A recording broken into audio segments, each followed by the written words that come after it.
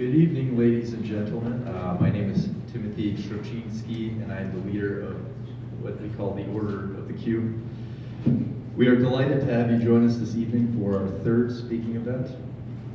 We are a small fraternity of Christian brothers who are banded together to hold ourselves accountable for the development of true manliness and character, to promote Christly virtue and the love of God to those around us.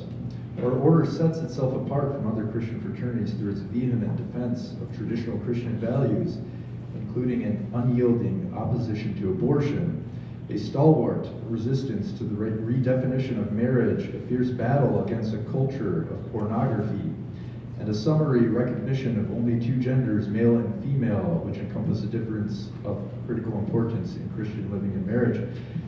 I am also the leader. I was a little distracted.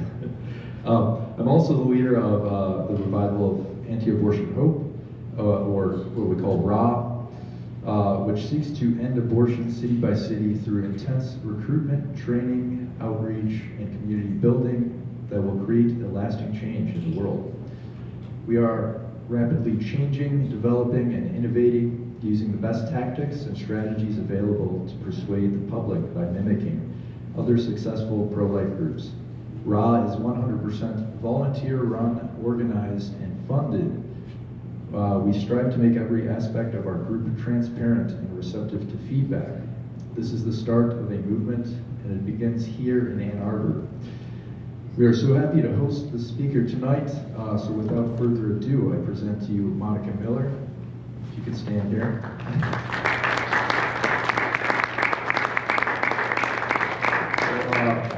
Dr. Monica Miller is a nationally known pro-life leader, having been involved in the pro-life movement since 76.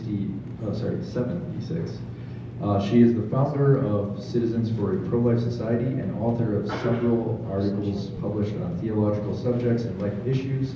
Her work has appeared in This Rock, the National Catholic Register, Homiletic and Pastoral Review, the New Oxford Review, Fidelity Magazine, and Crisis Magazine. She is the author of many books, such as Abandon, the Untold Story of the Abortion Wars, and her new book, In the Beginning, Crucial Lessons for Our World, from the first 3 chapters of Genesis, in which she will be selling signed copies in the back after the speech. Dr. Miller is married to Edmund Miller, and they have 3 children, Bernadette, Joseph, and Patrick. Monica Miller has personally touched my heart in many ways. The first time that I saw her was at a Right to Life banquet about 5 years ago. Her talk was so moving to me at that time, and I was so resolved to increase my efforts in the pro-life movement. At some point, I got a hold of her book, Abandoned, and it truly changed my perspective, and I felt really connected to her. As I read her story, I felt, as she did, it seems many decades ago, sharing many of the same thoughts and emotions in my own pro-life journey. That is all to say, she's just very special to me and has inspired me to personally do great things, in particular in the pro-life movement. And I hope she'll do the same for you guys. So Monica's talk is entitled The 3 Lessons of Abortion, based on Monica's own personal experiences fighting abortion. She'll talk about 3 unique experiences that she's had that shaped her deeper awareness of the injustice of abortion and the need to continue our fight to end the killing of the unborn. All right, Monica Miller, let's hear her speak.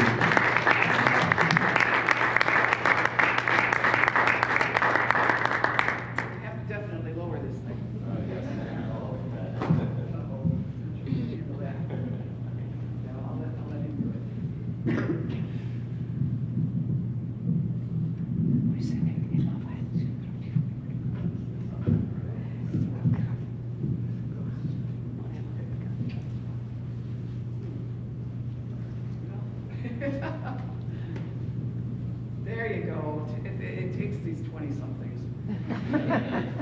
Can you hear me? Yeah. You can all hear me? If I speak at this level? Okay. So, first of all, thank you for coming out on this Saturday night. I appreciate it very, very much. So, let me give you some biography or autobiography University, as the case may be.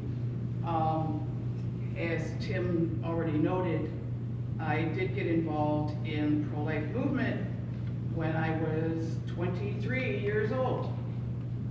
And that would have been back in 1976.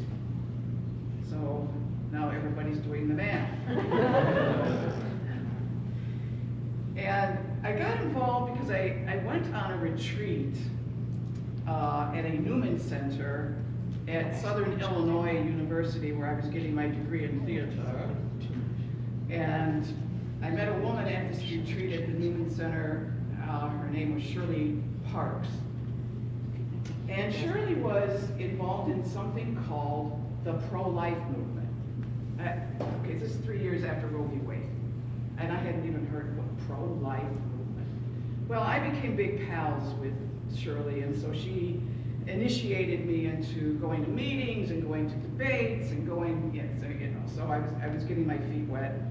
And she also gave me some good books to read.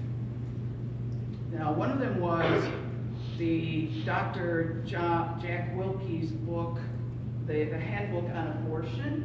Anybody know what that, anybody have that book or ever hear of it? Oh my gosh, it was the pro-life Bible, okay, back in the 70s, okay. And then a book that was actually published a year or so before Roe v. Wade, Abortion and Social Justice by Hilgers and Horan. And the chapter in that book that made the most impression upon me was written by Bart T. Heffernan, MD, the early biography of every man. So it was a trip through fetal development. And wow, were my eyes opened. How beautiful, how dynamic, how complex the life of an unborn child was. And I realized at that point, I was always against abortion, okay? I don't have a dramatic conversion story here, okay? I was raised Catholic, it is innately, it's wrong, it's bad, it's not a good thing. But that chapter, reading that chapter, I came to realize that an unborn child is a personal someone, okay? Not an abstraction, not just a sort of a biological entity, but a personal someone in relation to me. And that made a huge impression on me. I also think that my focus as a pro-life activist was shaped, and I think maybe this is the case for a lot of young people. You know, I was only 23 years old. Who do you meet early on? You know, in your journey or in the apostolates that you may choose to be in which you're going to be involved. And I moved from Carbondale, Illinois to Chicago in 1977. And another woman that I met at St. Ignatius Parish, I was going to Loyola, so I was going from theater to theology. So I was just going through the THs. And so I was attending Loyola University on the north side of Chicago, and I was a parishioner at St. Ignatius Parish, Jesuit run at that time. And I met another woman named Marcita Hecht. And Marcita says to me, "Hey Monica, let's go to a pro-life meeting in downtown Chicago." I said, "Okay, why not? Whatever." So we hop on the L train and we zoom down to the Loop and we go to the Monadnock building and we go up to the whatever the floor was, to the Illinois Right to Life Committee. Okay, we go into a conference room and lo and behold, it is a meeting that was organized by Joseph Scheidler, who was the executive director at that time of the pro-life, of the Illinois Right to Life Committee, and it was to plan a sit-in at an abortion clinic. And so I talk about this in my book. The time came for who's willing to risk arrest. I mean, come on, what excuses did I have? I was a college kid, right, and not married, no children, you know, no financial liabilities, basically, of any kind. I think I owned a 1968 Volkswagen Squareback, my one asset. Anyway, So I participated in that sit-ins. We didn't even call them rescues yet. Okay. And so I'm going to have to say that Joe Scheidler was single-handedly responsible for my life of crime. So he had an enormous influence on my development as a pro-lifer. So if you read my book, he's on like he's probably on 50 pages of this book. So if you read my book, so the book is for sale for $15.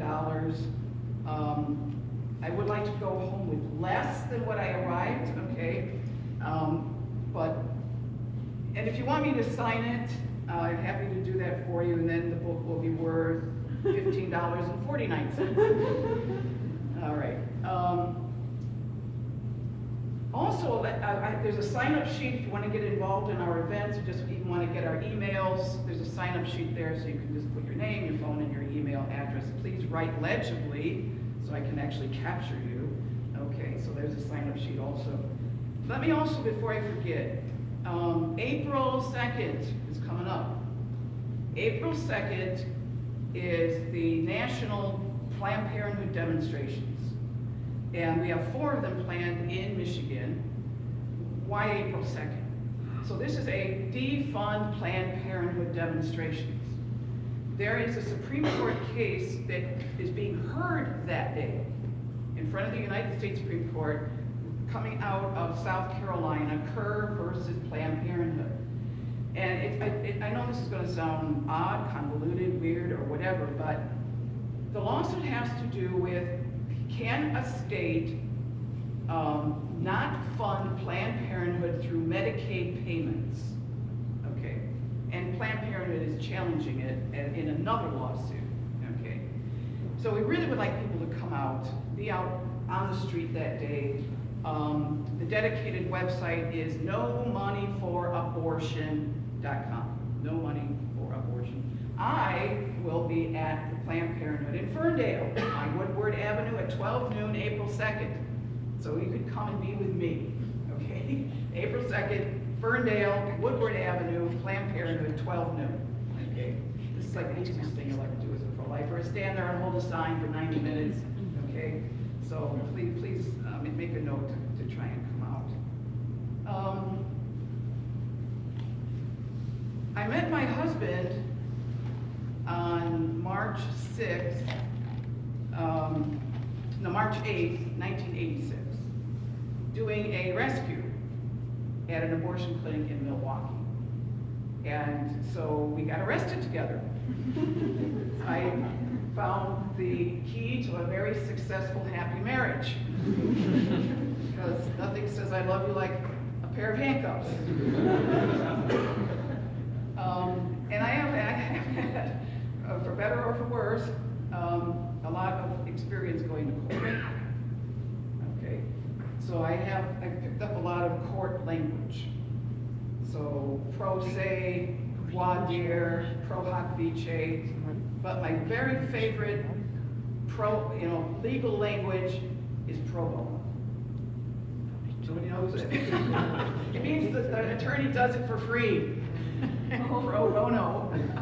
Okay, no lawyers in the audience, all right. So there it is in terms of my early development. And I'm going to come back to the court experiences a little later. But the first thing I want to talk about is, well, in some ways, everything I'm going to say today about the 3 lessons, everything is bizarre. It's like you're on another planet. And in 1980, probably around 83, 84, and again, I do talk about this, I have a whole chapter about it in my book. My very good friend, Donna Rozewski, who had actually had an abortion in 1975, converted to Catholicism, totally pro-life all the way, very sorry about her decision. So she and I did a lot of sidewalk counseling together in Chicago. And she spoke fluent Spanish. This was very, very, this was a huge advantage to have. because there were Hispanic couples coming to these abortion clinics, and they didn't speak, they spoke very little English. We turned a lot of Hispanic couples away from abortion, thank God, and her Spanish really came in handy. We were at the Albany Women's Clinic what was that? I can't remember the street exactly, but it was in Chicago. And we were standing outside of the abortion clinic. It was a warm July day, but it was a little bit rainy, okay? And so there was a slight drizzle. And there was a group of pro-lifers that were praying the rosary on the sidewalk outside of the clinic door, near the door, on the sidewalk. And so they were going around in kind of a semicircle, intoning the prayers of the rosary. A woman comes out of the abortion center, and she's wearing a smock, and she's got a nameplate, so she's staffed. And she starts mocking the prayer, people praying the rosary. And since Donna had rather recently converted to Catholicism, she was not going to have any of that, okay? So she admonished this woman. Well, then the woman comes up to us, and she was very tall, and kind of loomed over me, which is not hard to do. And she said, "Oh, I know all about the Catholic Church. I happen to be a Roman Catholic nun myself." Okay, yes, wow. And so Donna and I are looking at each other like, what planet did we just fall on? So we said, "No way, what? You're a religious sister and you're working in that's impossible." We were thinking she's just messing with her head, right? Well, then I started to sort of scrutinize her. And she had short cropped hair and glasses, and she had a kind of a genteel comportment, and she had intellectual confidence. And I kind of said to myself, well, she looks a little nunny. Maybe there's something to this. Okay, so then we get into a conversation. Oh yeah, that's right. We asked her, well, what's your name? Sister Mary. Like 100,000 nuns, right? Her name's Sister Mary. What is your community? The School Sisters of St. Francis, right off. It just rattled it off. Oh, where's your mother house? Kenosha, Wisconsin. Okay, there you go. So she had all the answers there. So we get into this conversation with Sister Mary, all right, and she liked to use her height and her weight kind of as a kind of an intimidation, okay? And so she says, "I'm here because I am protecting the women going into our clinic from people like you." Okay. And then we go, well, what do you mean people like us? What do you think we're trying to do here? We're trying to help moms, give them the information they need, give them the help they need so they can, okay. Then we got into this conversation about the status of the unborn child. What is the unborn child? What is the fetus? What's being killed? And she denied that the unborn child was human, not human yet, not fully developed, whatever. Okay. And here's the thing. The pro-life movement very rightly believes that if we can prove, if we can show, if we can convert people that the unborn child is human, we win. Okay, based on an ethic that you don't believe that it's right or good to kill others, right? We win.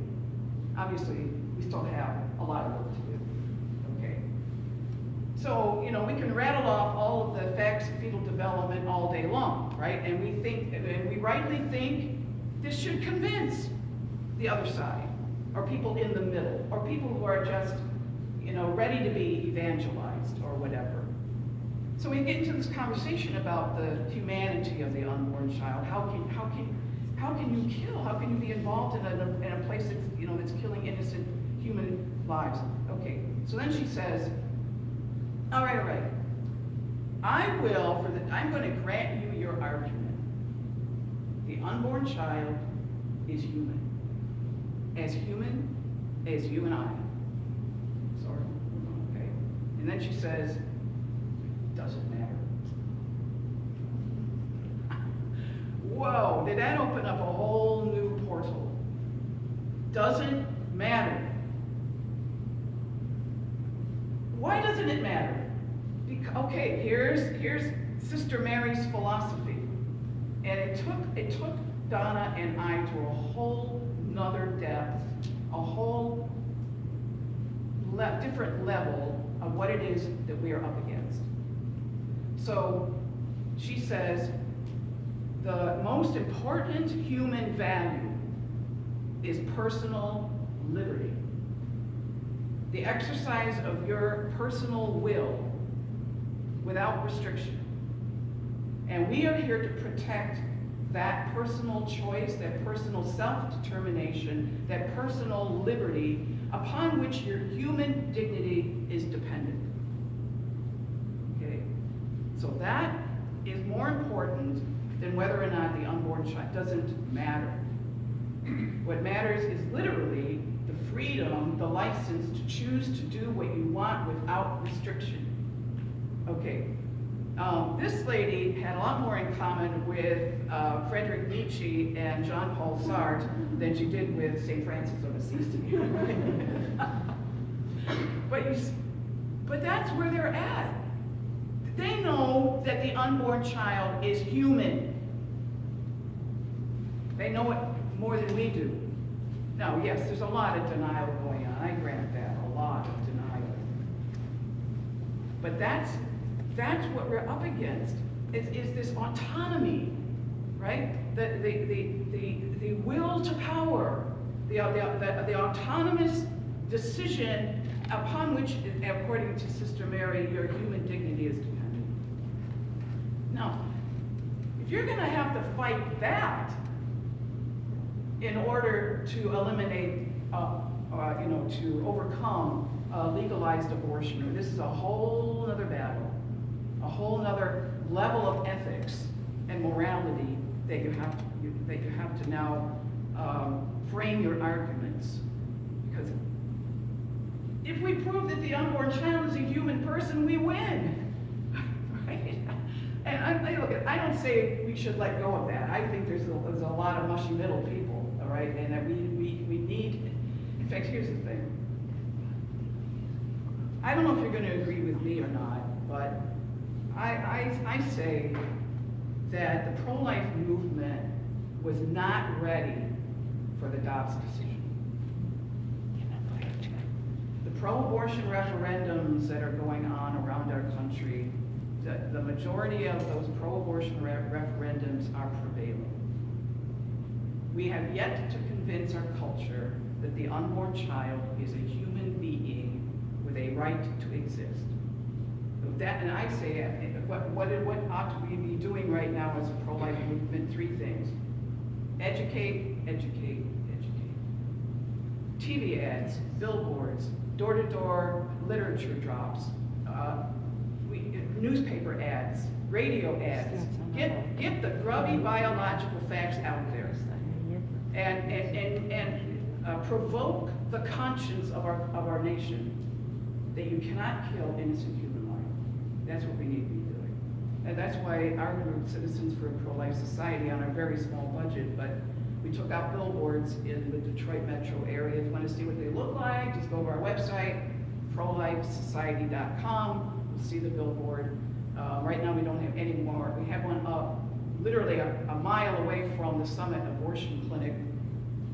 The busiest intersection was at Southfield Road and McNichols. It's a huge intersection, a huge billboard.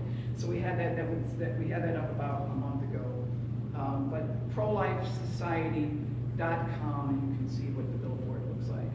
And if we can raise some more money, we'll try to take some more out. But I think that's what we need to be doing. We need to educate. So there was the lesson, and getting on the bus to go home that day, I was in kind of a stupor because I hadn't anticipated that argument, right? And who would anticipate it? Because you rely on a certain fundamental ethic, and you think that it's fair, and if you meet that ethic, you win the debate, you win the war when it comes to protecting them. But she kind of pulled the rug out from under our feet. You know, it doesn't matter. Yeah, right? Okay, so there you go. So my next lesson has to do with my court experiences. And so we did that sit-in, right, March 11th, 1978, at the Concord Medical Services Abortion Clinic in, it was on the north end of the Chicago Loop on Grand Avenue. So we all got arrested, 12 of us got arrested, and you know, back in the day, this is 1978, okay, so this is fairly early on, we were still naive, I guess you could say. And we thought, you know, well, when we get to court, we will have, the unborn child is going to have his, or, you know, their day in court. We're going to be able to put on the facts of fetal development, and we're going to show the jury that this is a human being, and that we were there to defend others. So we asked for a defense of necessity, right? Okay, so we get into court, and our attorney, Carmen Speranza, makes this motion for our defense. So the defense of necessity, okay. So what is the defense of necessity? So sometimes it's also called the defense of others. Okay. So the defense of necessity simply says that under certain circumstances, you may violate the law in order to prevent a greater evil from occurring. Okay. So a common example is you you have a reasonable belief that some evil is about to happen, and maybe you're wrong, but you had a reasonable belief. Okay. So you believe that a house is on fire. You believe that there's somebody in the house who can't get out. What can you do, which under normal circumstances would be illegal? You break down the door, bust down the glass, you trespass on their property, you commit property damage in order to save the people in the house. So defend you, and you know you wouldn't even be charged, okay? Because there's going to be the defense of others, or the defense of necessity. So we believe that when we were going to go to court back in 1978, that defense was viable. Okay. Okay. So Judge Joyce denied us the defense. Okay. But our attorney, Mr. Speranza, was not very daunted by that. He said, hey, we're going to win when we go to up on appeal. We're going to appeal this, okay?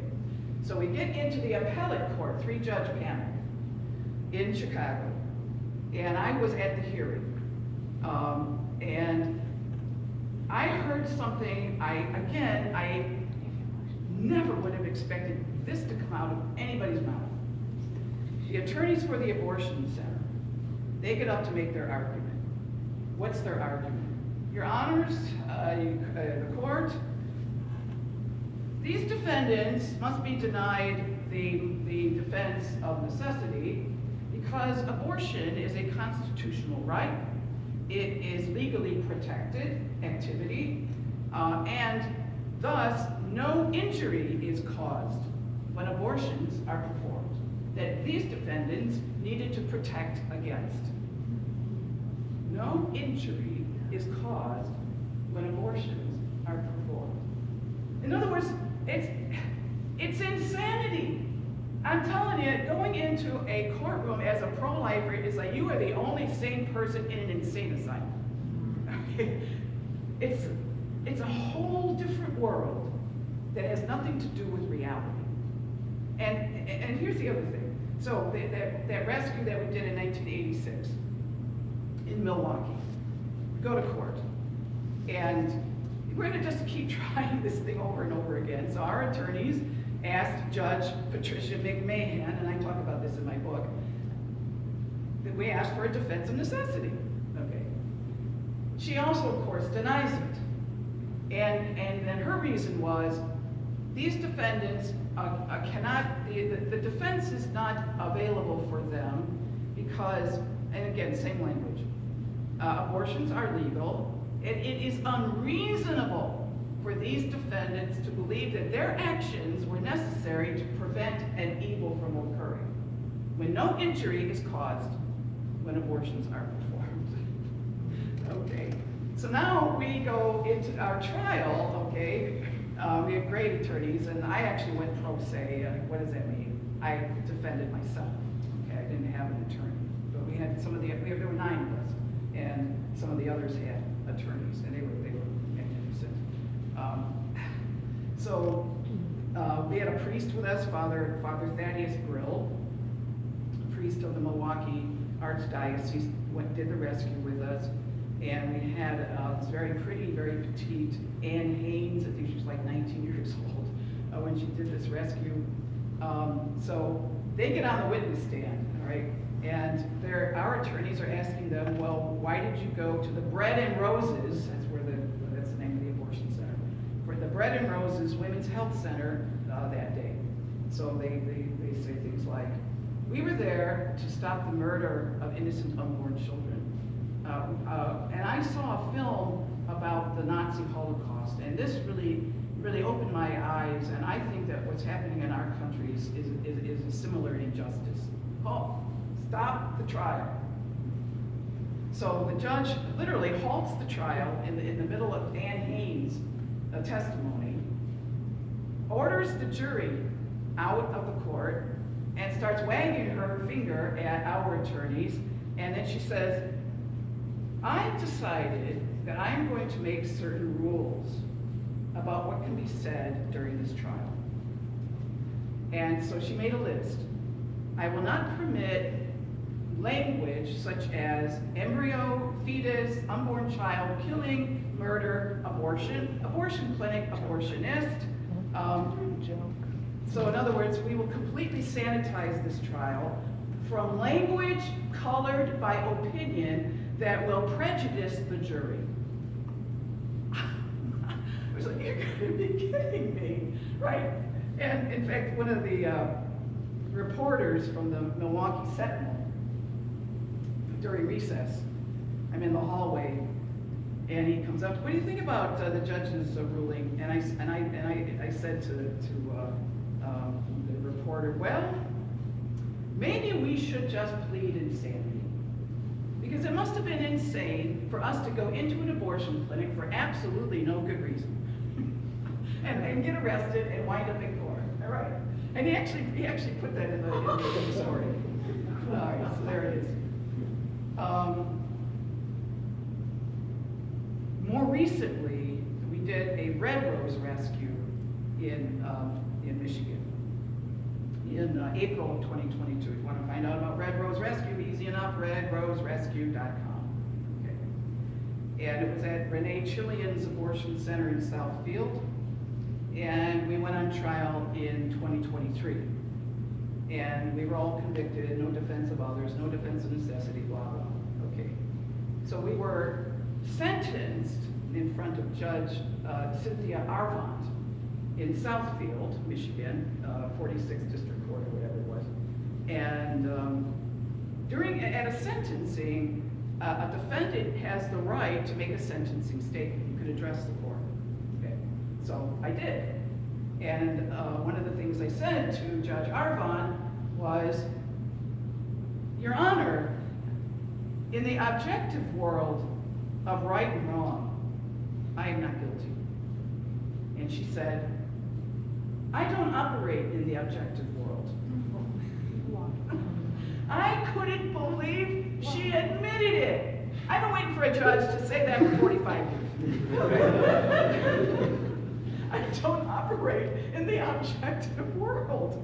It's in the transcript. I'm not making this up. I just could not believe it. So there it is. The problem here is that something as noble, as refined, as dignified, as the American judicial system,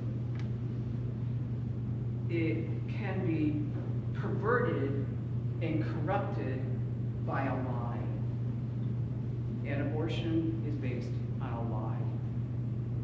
And so when you, like I said, you enter the doorways of these courtrooms, and it's insanity. My dear friend and my very good attorney, Robert Muse, who is a parishioner here of the American Freedom Law Center, he likes to call it the abortion distortion.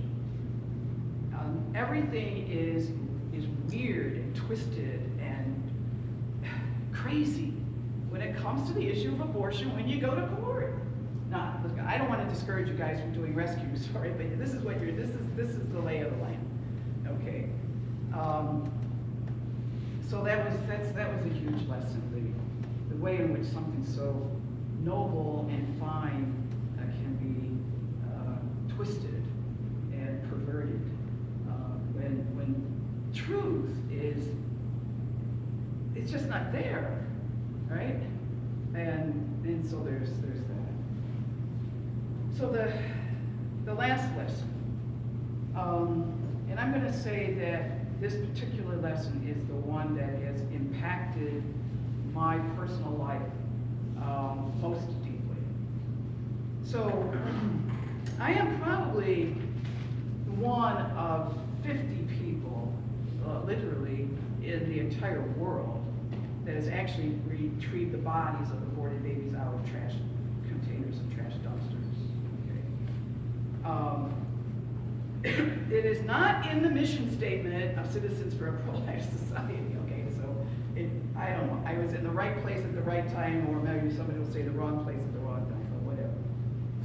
It just fell into my lap, and so the first time that we did this was started in February of 1987. And at that point, I was in Milwaukee studying for my PhD and doing a bunch of pro-life work and so on, going to court and whatever. So my friend Joe Scheidler, he was actually fired after that sit-in. He was fired from the Illinois Right to Life Committee, and then he started his own group, the Pro-Life Action League, which is still in existence. In fact, they're one of the co-sponsors of this national April 2nd with our book. Okay. So what happened is this. An abortion clinic in Chicago called the Michigan Avenue Medical Center, where I had done a lot of sidewalk counseling. So if you were to stand, it's up on the 6th floor of a building on Michigan Avenue, and so if you were to stand in front of the door to the building and you looked to your right, you could see the famous bronze lions of the Art Institute of Chicago. So and then Grant Park is across the street. Okay. What happened was the abortionist, Rigaldo Florendo, who was born in the Philippines, apparently had, for whatever reason, he had a falling out with his advertising agent named Cass Bogdan. So Cass, not being a very scrupulous person, decided to get back at Florendo. And so what he did was he called Joe Scheidler. And he said, hey, Mr. Scheidler, I have a secret. And you could do a lot of damage to this abortion clinic.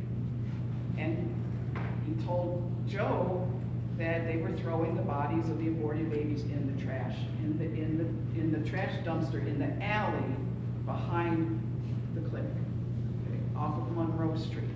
All right. So Joe Scheidler then told me.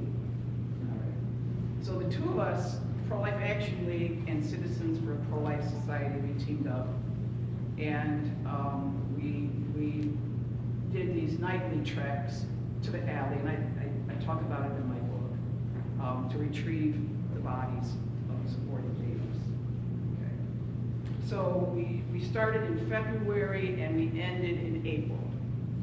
April 25th actually was the last day that we got any babies from that trash dumpster. We had approximately 600 in those weeks. Those babies are buried at St. Mary's Cemetery in Evergreen Park, Illinois.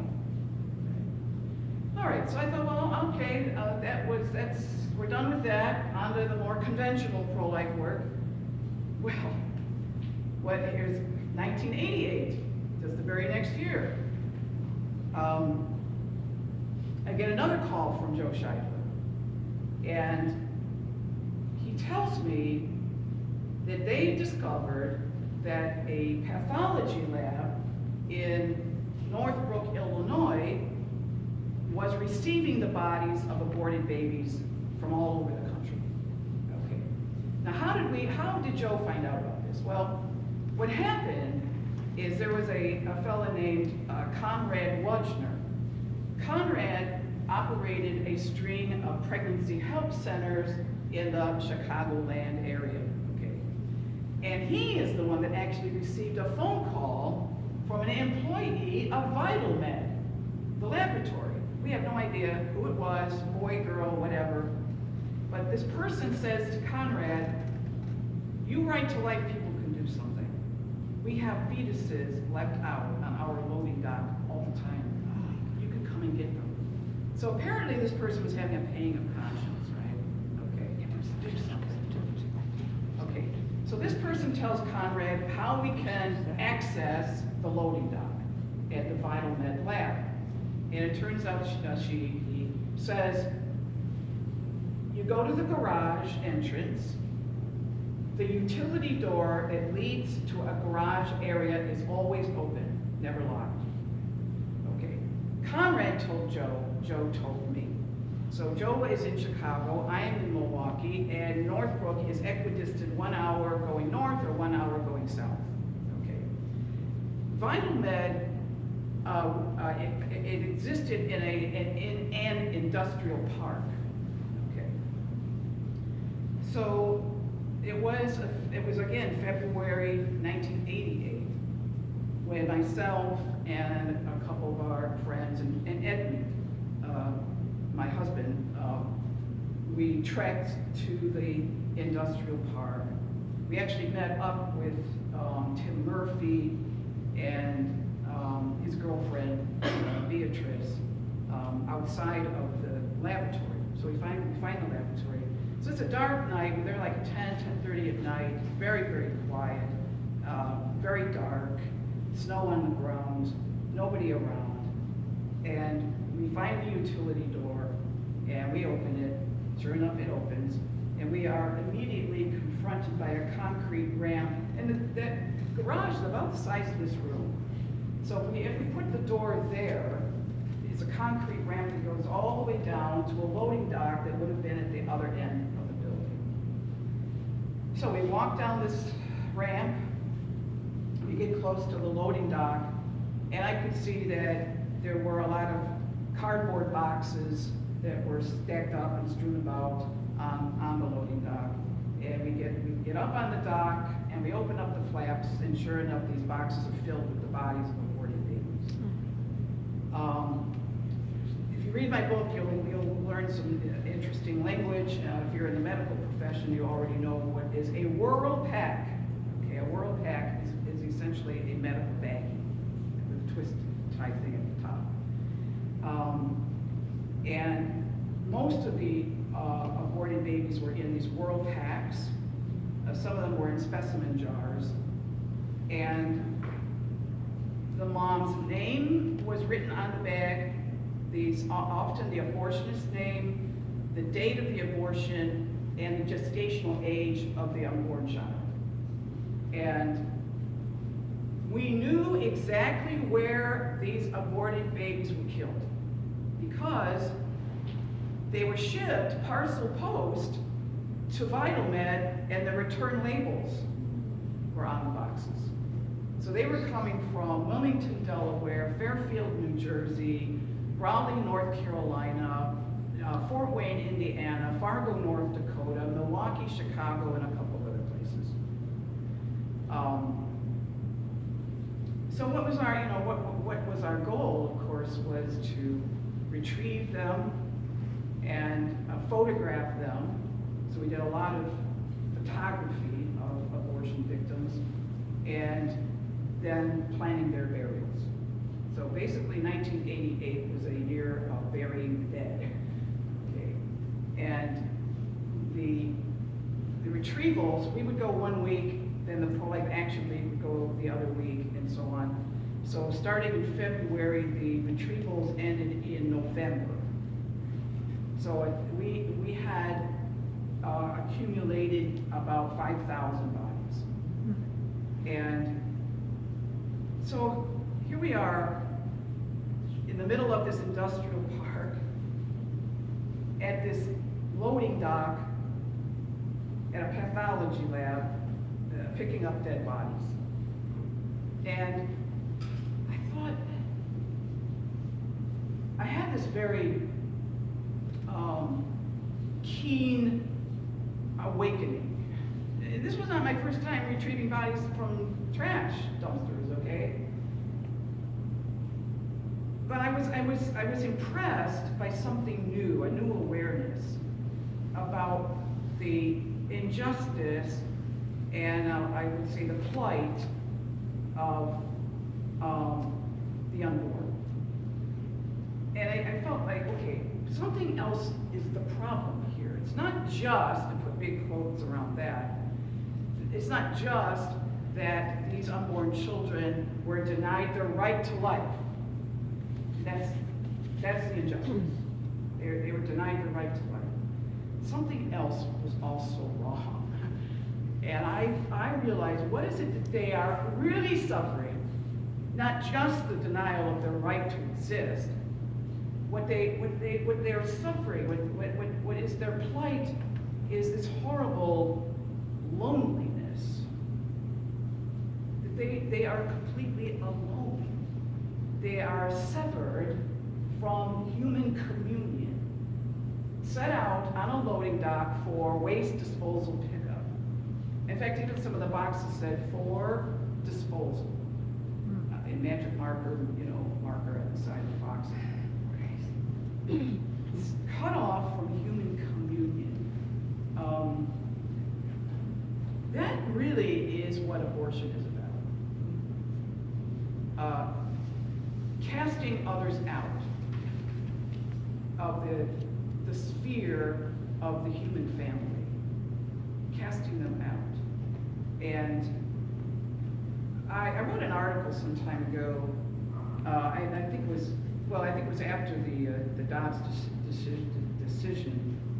And my article was overturn Roe, but what else needs to be overturned? The philosophy of Roe. We haven't overturned that yet. What's the philosophy of Roe v. Wade? The Supreme Court decision that opened the floodgates of death. The philosophy, see, Roe v. Wade, my argument is Roe v. Wade wasn't just a legal judicial opinion. Roe v. Wade was a philosophy. And what is its philosophy? Its philosophy had to do with what is the meaning of human communion. And for Roe v. Wade, there isn't any. There is no such thing as the bond, the moral bond of one person to another. Because Roe v. Wade, yeah, okay, we've got the premise. The unborn are not persons according to the language of the 9th and the 14th Amendment. Well, guess what, folks? Lots of things are protected by law that are not persons. Animals, property, ships, corporations. You don't have to be a person to be protected. The real foundation of the philosophy of Roe v. Wade is the right to privacy. Okay, now, you gotta take a close look at that. In Roe versus Wade, who has the right to privacy in Roe versus Wade? The married couple, the family, the husband and the boyfriend and the girlfriend? No, the woman alone. So in Roe v. Wade, what Roe v. Wade did is it created a sphere of privacy around one singular individual, the woman. She has zero relationship, even to her husband, who procreated that child with her. The boyfriend, forget it. The parents, forget it. That had to be adjusted later, and even some states, parental consent, right? The woman in Roe v. Wade, they created the autonomous woman. The woman who absolutely stands alone, and in her bubble zone, her sphere of isolation, because that's really, privacy is just a synonym for isolation in the context of Roe v. Wade. In that sphere of isolation, severed from every other moral commitment, she can now, in her zone of privacy, make a life and death decision over, ironically, the human being most closest to her unborn child. That has to be fixed. The will to power, kind of going back to Sister Mary, you know. So that isolation of the mom that's created by Roe versus Wade, the after effects of that isolation wind up on a loading dock in an industrial park in North Carolina. I mean, okay, so it's like, okay, so this baby is aborted by Dr. Marks, because his name is on the bags, at the Raleigh Women's Health Organization in Raleigh, North Carolina. What are you doing here in Northbrook, Illinois, on a loading dock? It's complete absurdity. So these babies are severed from their family, severed from the places where they were conceived, from the cities where they might have been raised. And I also felt that the loading dock was not just a geographical location, literally a concrete place. It was actually a metaphysical place. And what do I mean by that? I say that the loading dock was the edge of the world. The edge. Okay, what is the edge of the world? The edge of the world is the furthest point away from human communion. It's the extremity out there. So when we went to the loading dock to get these babies, we were going to the edge of the world, and because that's where the unwanted go. That's where we put them, and so we have to go there to bring them back. And you know, you get the sensation when you pick up a box of the dead, and the physical gestures picking up and then holding. It's like this is their first embrace, right? And to bring them back into human communion. And I felt, I was struck by a kind of an irony that, we were spending 1988 burying the dead, but in the corporal works of mercy, burying the dead is the last work of mercy. But for these unborn babies, it would be their first work of mercy, was to be buried. So pro-life work isn't only, again, big quotation marks around that, restoring the right to life. Okay, what you're really doing is you're putting the world back together. You're insisting that there is a human communion, there is a moral relation among people that has to be honored if you're going to have a just and real society. The autonomy that is created by Roe versus Wade is deadly. It leads to death, and we have to overcome that Sister Mary's, ethics. It's all about personal liberty, severed from human communion. I'm going to end my talk. I have this booklet. It's actually dedicated to abortion victim photography. And then each of the photos is accompanied by a reflection.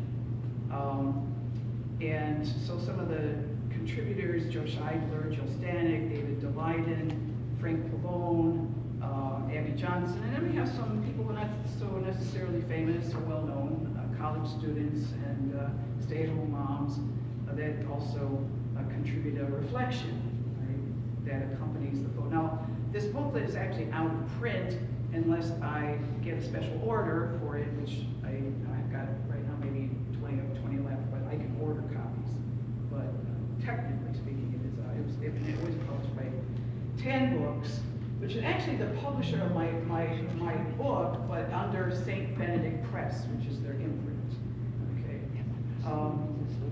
So I'm going to read to you my reflection, and it is, by the way, the hand on that cover is from one of the babies that we retrieved from Biomed. Okay, and then there's the photograph. That's been airbrushed a little bit. And there's the photograph here in the booklet. So the reflection is called The Reason Why. At times I thought I would be a better pro-lifer if I were more detached. That is, if I could stand emotionally aloof from the women and their preborn children. I even prayed for this kind of disconnection. But perhaps the only reason a person makes efforts to defend the unborn is precisely because that person knows he or she is not detached. I do pro-life work because I am attached. I am attached to the woman going into the clinic. I am attached to her baby. I am even attached to the abortionist. The true pro-lifer is invested in all humanity who can see another personal someone in the smallest speck of life. A monument stands 5 feet erect in the baby section of Holy Cross Cemetery in Milwaukee. Before it lies a grave of 1,200 aborted babies taken from the trash who were buried there September 10, 1988. The granite stone bears these words: "This monument stands as a testimony to the sanctity of human life. Among these graves of children are included preborn babies, victims of abortion." Beneath this quote, there's a quote from the first letter of John, verse 3. The reason why the world does not know us is that it never knew him. We are God's children now. Indeed, we do not know the aborted unborn. Their rejection renders them strangers. In the violence done to them, they share the rejection of Christ, as the world never knew him. But I live in the hope that one day we will see these rejected babies.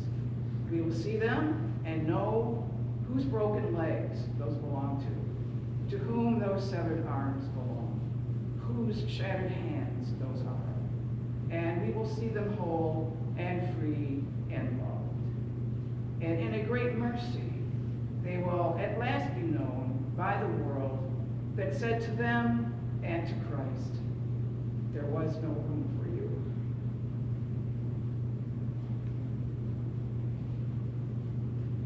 So, we have a lot of work to do, and I really want to encourage you to, if you're involved in the pro-life movement, stay involved and don't be afraid of the work. And here's the thing. Abortion is not going to be overcome by thinking pro-life thoughts. It's going to be overcome by pro-life action. And don't be afraid of the sacrifices. You're going to have to make them. They can be big ones. I had a lot of my friends who just got pardoned by Donald Trump spending months and months in federal prison for basically doing a sit-in. Okay, well that was the Biden administration for you. Okay, but be afraid of the sacrifices. And the sacrifices bring you closer to our Lord, and they sanctify you, and you find out what you're really made of in the end. So get involved. If you want to find out more about our group, we've got the sign-up sheet there. We also have some of the business cards are over there. You can feel free to take one. I just want to give you words of encouragement. I think we're eventually going to win. I don't think it's going to be in my lifetime. It might be in yours. Some of you are pretty young. But you know, the Jews suffered 420 years as slaves in Egypt. We haven't even, we're only like 60 years out there, guys. All right, but the point is you can't stop, right? And speak the truth. Speak it always in love. Don't be afraid to speak the truth. We will overcome abortion with radical acts of love. Radical acts of love. So let me leave you with those words. Thank you, and God bless you all.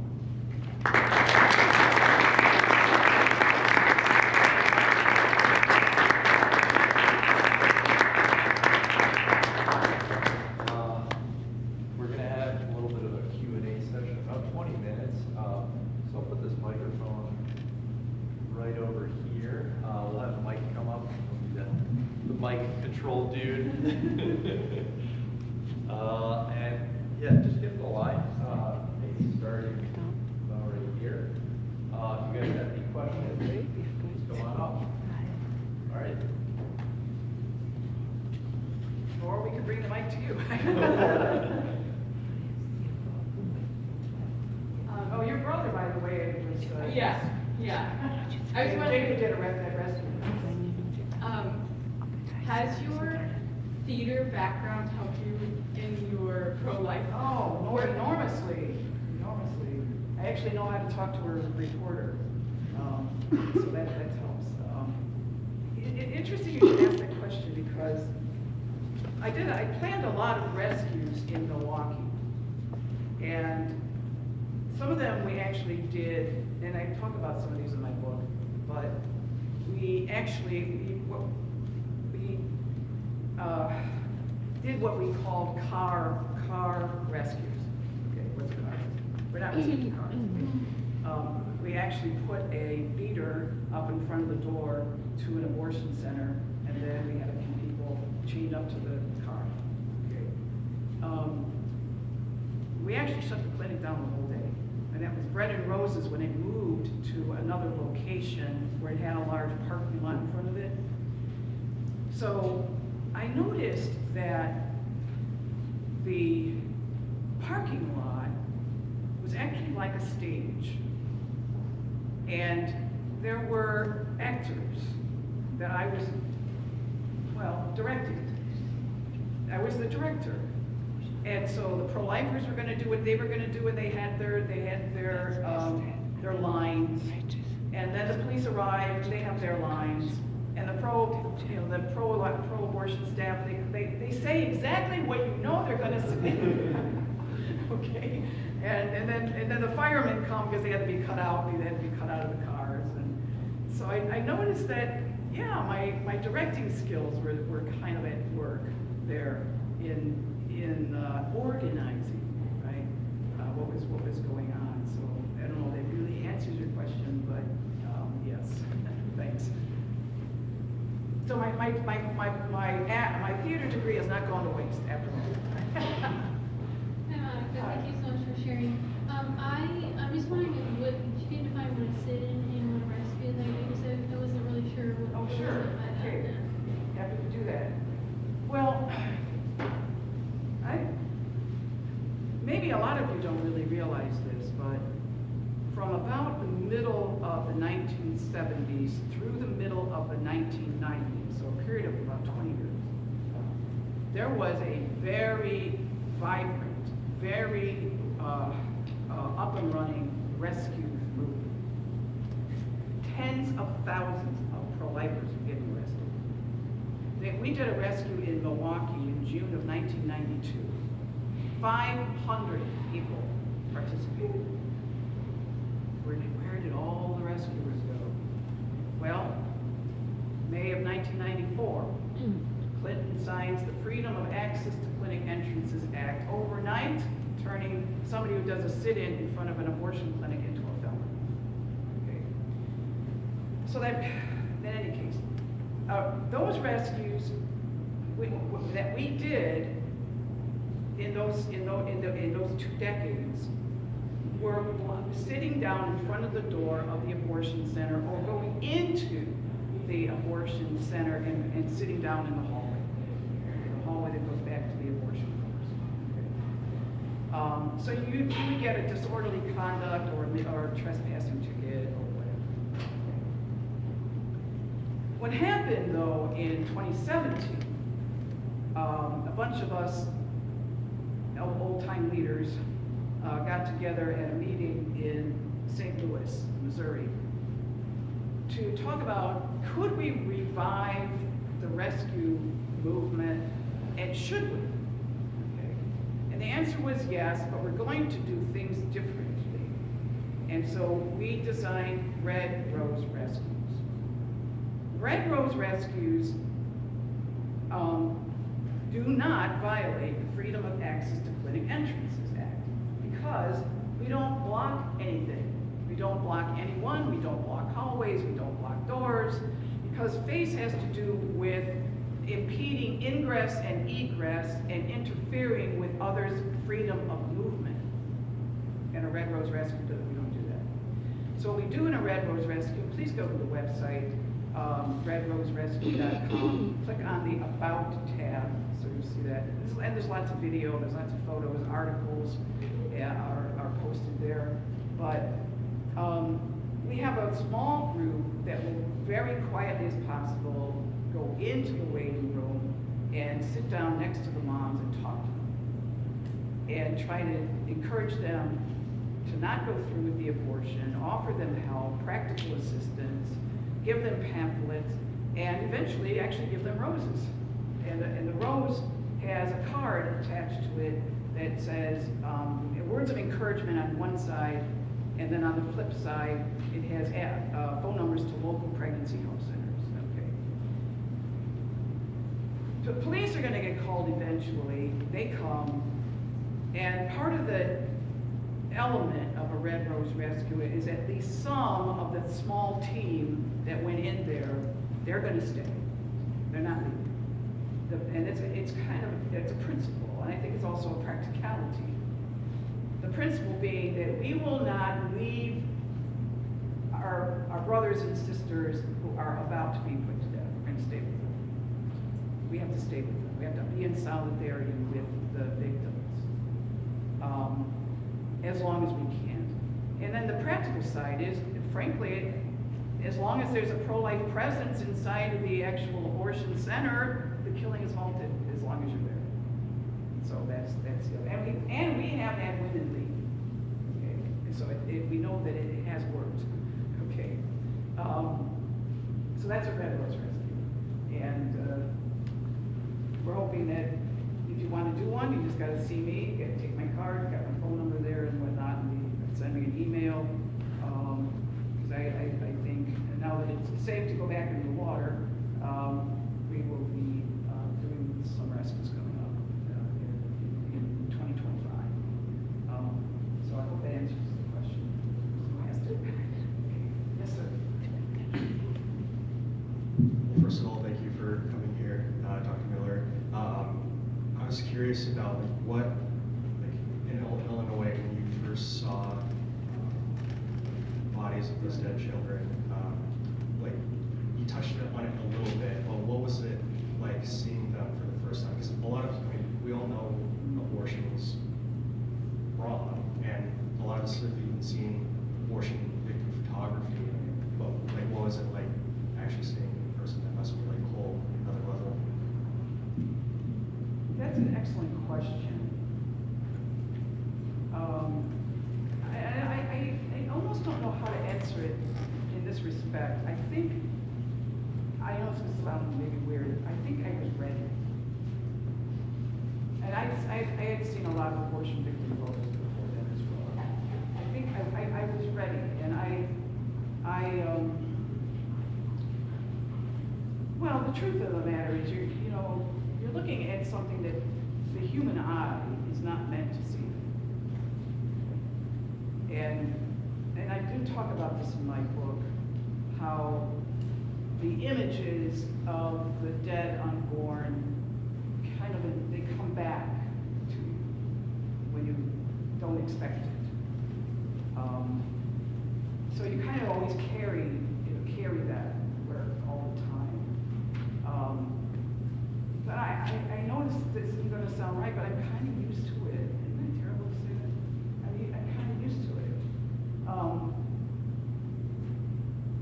March 25th, coming up next week, will be the 3rd anniversary of the retrieval of 115 aborted babies, some of you might know about this, that came out of the San Angelo Abortion Center in Washington, D.C. 110 of them, first trimester, they were buried. The remaining 5 were late 2nd trimester, possibly into the 3rd trimester aborted baby. I mean big, viable, full-grown, fully developed babies. They were taken by the Washington, D.C. Medical Examiner's Office 3 years ago, and they are still there. They have not been fully autopsied, and they have not been buried, obviously. And the group that was responsible for retrieving them from the driver of the waste disposal truck gave them the boxes when they asked for them. They happened to be there when the truck showed up. The Progressive Anti-Abortion Uprising is this new anti-abortion group. So the two people that were involved with that group. So I attended a press conference at the medical examiner's office a couple of years ago to draw attention to these babies that are still in limbo. And they did a lot of photography of these babies, and the photographs are on their website. And I cried when I saw those photos, tears that I hadn't shed in a long time. I'm used to looking at those pictures. They're on my website. Not on my website, but they're in my pictures file and my documents file. Every time I go in there they are. These those photos I took, right? So I don't know if they answered. So it was a new depth of sorrow to see those babies. So okay. Hello, Dr. Miller. I had 2 questions. My first is a little less serious. I was just curious if you ever found out why Sister Mary considered herself a sister at all? Here's my conjecture. I think she's just a runaway from her mother. I think she was in religious life at some time. That's what I'm thinking. But you know what? This isn't so far-fetched as you might think. There is a Dominican community, the Cincinnati Dominicans, and I think they're in Wisconsin. And a couple of their sisters served as escorts at an abortion clinic in Hinsdale, Illinois. I think Donna Quinn Sister Donna Quinn is one of them. So there it is. I'm sorry, but they just whacked out. Yeah. Okay. Yeah, go ahead. So my second question is, in your experience fighting for life fight, has there been a single piece of rhetoric or maybe multiple strings of rhetoric that you've seen that have been the most effective in persuading and changing minds? Wow.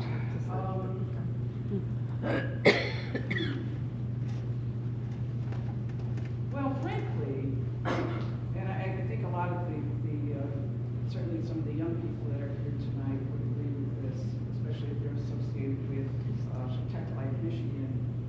But there, I don't know who is responsible for this adage, but a picture is worth 1,000 words.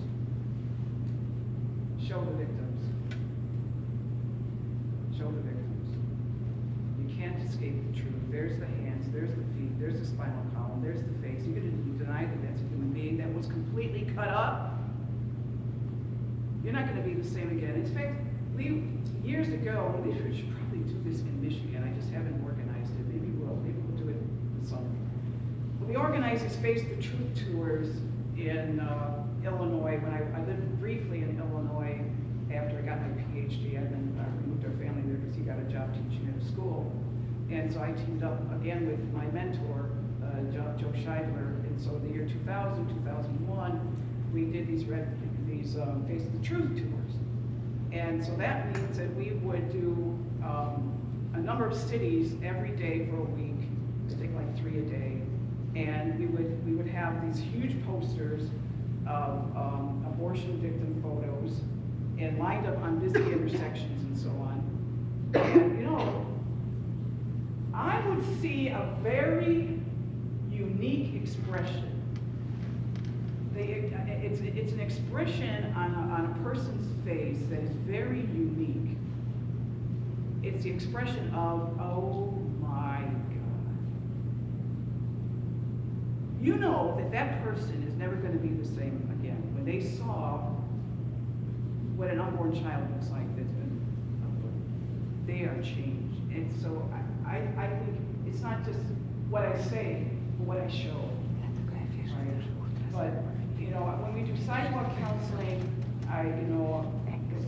what I think helps to penetrate the conscience and the heart of the mom that's about ready to go into the abortion center, personalize that child. This is your son. This is your daughter. You're going to love these things. This baby is going to make you happy. You will have joy when that unborn child is born. You will regret this abortion, and you can never go back. You can't take this back. So you've got to personalize. I make her feel as guilty as heck. If she starts crying, very good sign. It means she's open.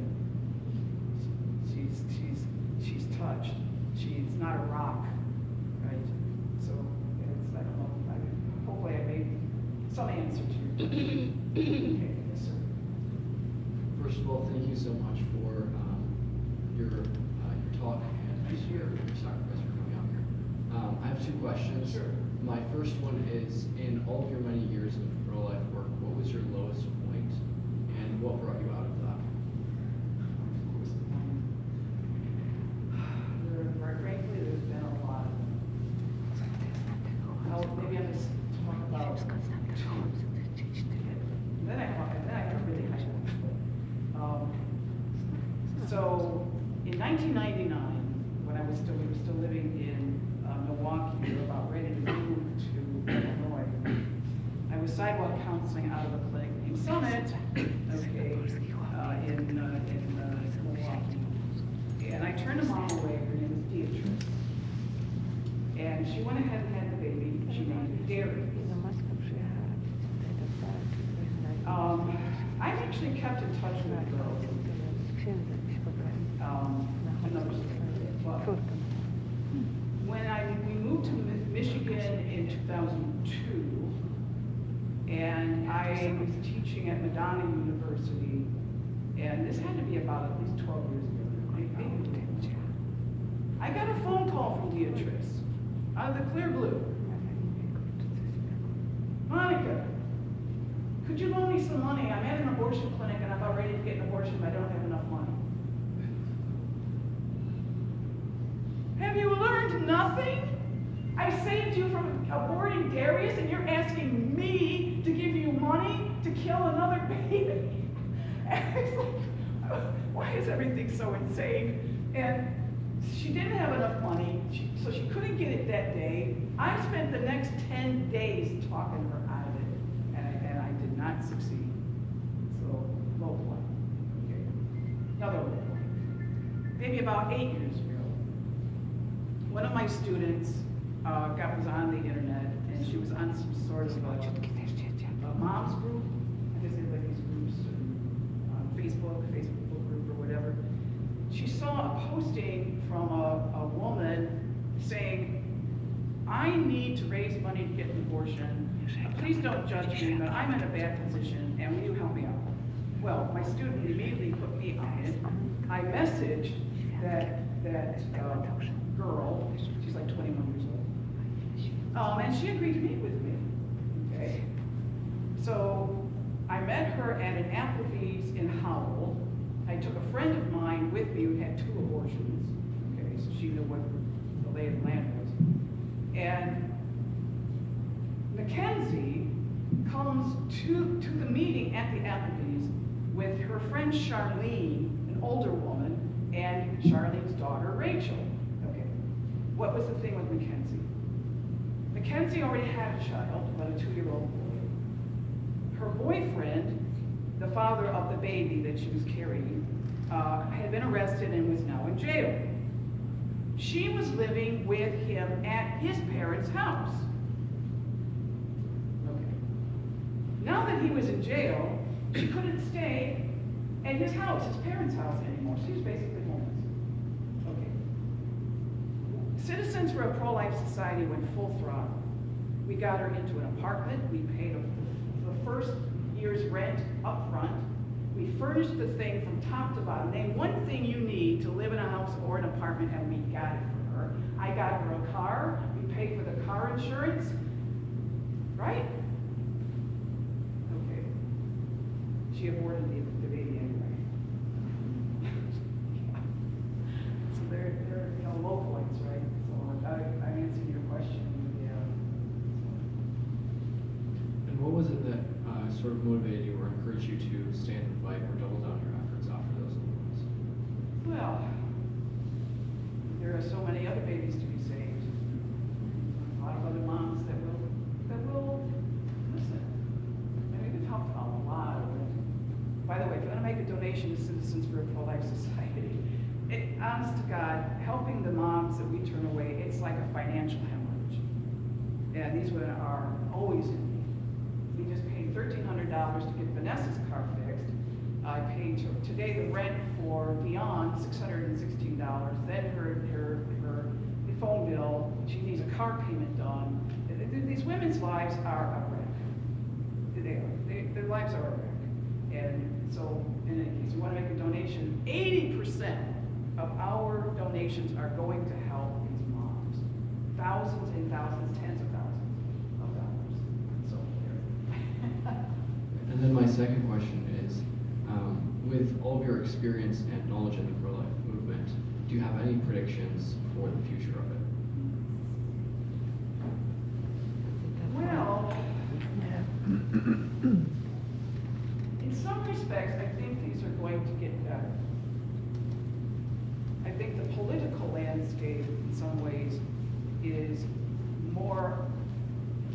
presenting itself more optimistically in terms of, and again, it kind of it's in some ways it's a geographical issue. I mean, Michigan's a mess. But go to Indiana, go to Texas, go to North Dakota, go to South Dakota, go to Alabama. We're seeing the shut-off of abortion like we've never seen it before. But as I said many minutes ago, we have a lot of work to do. Yes, sir. Thank you, Monica. I guess my question is really quick. If the FACE Act were to be repealed, what would be like a good way, like, maybe you touched on this, but like 2 or 3 people can like shut down an abortion clinic per day? Is that like a possible thing? Do you need lots of people? What's that like? Well, we don't want a lot of people for a Red Rose Rescue because we want to stay very quiet. And a Red Rose Rescue is not I got a problem with this. We're not protesting. I predict that if the FACE Act is repealed, and that's on the to-do list, by the way, and right up there with defunding Planned Parenthood, that there will be an increase in rescues. We will see some increase. Certainly not right away, if ever, will we go back to the heyday. I don't know. There are so many components components that would have to be put in place for that to happen. When I'm talking thousands and tens of thousands of people get fixed. But with the FACE Act out of the way, we would revert back to a judicial situation that we had in that 2-decade period, where you would be facing maybe the low-level city ticket, at the most state charge misdemeanor disorderly conduct, maybe a